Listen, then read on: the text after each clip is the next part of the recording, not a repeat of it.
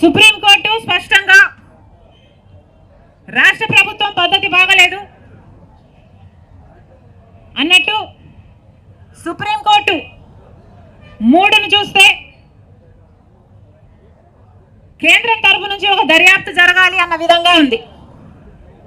దీన్ని కాంగ్రెస్ పార్టీ స్వాగతిస్తుంది. మేము మొదటి నుంచి అసలు సిబిఐ ఎంక్వైరీ కావాలి అని అడిగిందే మేము కాంగ్రెస్ పార్టీ. సిబిఐ ఎంక్వైరీ దీంట్లో జరగాలి అని మేము కేంద్ర ప్రభుత్వానికి లేఖ రాశాం. ఆ తర్వాత గవర్నర్ గారిని కూడా కలిసాం. సిబిఐ ఎంక్వైరీ కావాలి అని ఆయనను కోరాం.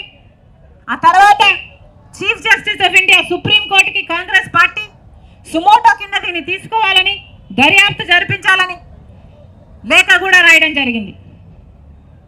ఈరోజు ఇవన్నీ పరిగణలోకి తీసుకొని సుప్రీంకోర్టు ఈరోజు అనుకూలంగా చంద్రబాబు గారి సిట్టు మీద నమ్మకం లేదు, దర్యాప్తు కేంద్ర స్థాయిలో జరగాలి అన్న రీతిలో సుప్రీంకోర్టు స్పందిస్తుంది అని ఆశిస్తూ మళ్ళీ ఒకసారి గుర్తు చేస్తున్నాం.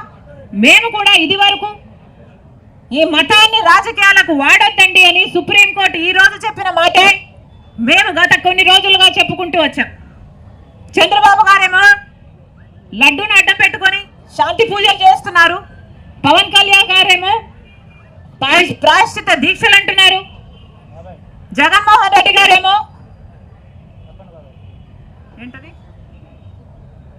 ప్రక్షాళన పూజలు అంటున్నారు. ఇలా ఒక్కొక్కరు వెరైటీగా ఒక్కొక్క పేర్లు పెట్టుకొని మతాన్ని కూడా రాజకీయాన్ని చేయడం కాంగ్రెస్ పార్టీ పూర్తిగా ఖండించింది. అదే విషయాన్ని ఈరోజు మళ్ళీ సుప్రీంకోర్టు కూడా చెప్పింది.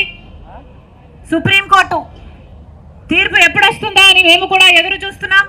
త్వరలోనే కేంద్ర స్థాయిలో దర్యాప్తుకు సుప్రీంకోర్టు ఆదేశిస్తుందని మనస్ఫూర్తిగా ఆశిస్తుంది కాంగ్రెస్ పార్టీ.